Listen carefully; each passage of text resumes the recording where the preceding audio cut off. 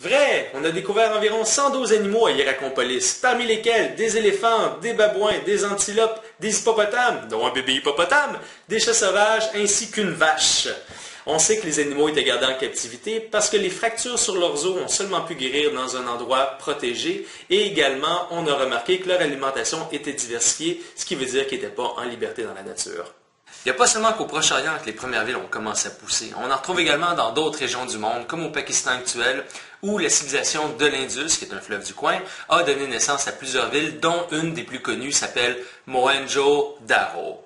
Mohenjo-Daro signifie le mont des morts. Pas le monde est mort, mais plutôt le mont comme une petite montagne des morts. Pourquoi? Parce que dans la ville, il y avait une espèce de petite montagne, un monticule artificiel d'environ 15 mètres de haut, sur laquelle évidemment le palais était construit, et les gens avaient creusé des cryptes à l'intérieur avec des belles fresques sur les murs des corridors pour y enterrer d'une certaine manière les morts importants de la ville.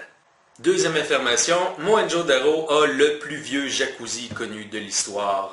Il remonte à peu près 2500 ans avant notre ère et effectivement, il y avait une espèce de grand bain extérieur dans la ville, un bain qui faisait à peu près 12 mètres de long par 7 mètres de large et à peu près 2,5 mètres dans la partie la plus profonde.